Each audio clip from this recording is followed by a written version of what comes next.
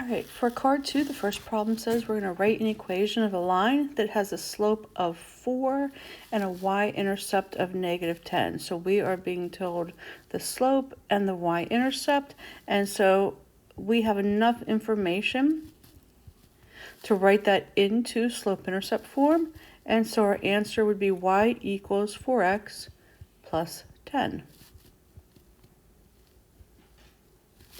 The next one asks us to write an equation of a line that passes through the point P and is parallel to the given line. So we are told the given line is y equals 1/2 x plus 1. If two lines are parallel, then they have the same slope. So the slope that we'll be using is 1/2. And we're going to be using this point P as our x1, y1. And so we will need to start with point slope form.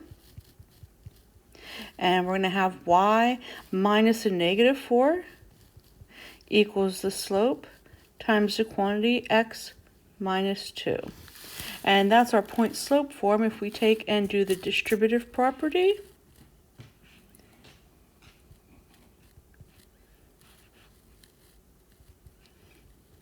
and then we remove the add 4 by subtracting 4 from both sides, we're going to end up with y equals 1/2 x minus 5, which is our slope-intercept form.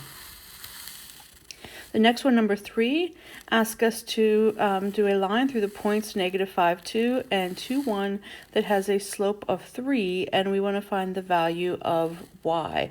So we're going to use what we know about our slope formula here, as this being our x1, y1, and this being our x2, y2, and this being our m value. Okay, so we're going to say slope is equal to the change in the y values over the change in the x values. And so when we substitute in here, that slope is going to be 3. And the change in the y values is going to be y minus 2 over 2 minus a -5.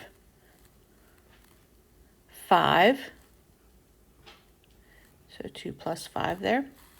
And if we think about this as a proportion, what we're going to do is to take and to cross multiply here. So when I cross multiply 1 times y minus 2, that's just going to give me y minus 2. I'm going to add together 2 plus 5 to get 7. And then 7 times 3 when I cross multiply here is going to give me 21. And then when I solve by using the inverse, y is going to be 23. All right, the last one here to ask us to write the equation of the line that passes through the 2 points, 8, 5 and 11, 14. So this is my x1, y1. This is my x2, y2. And so I need to start by finding the slope.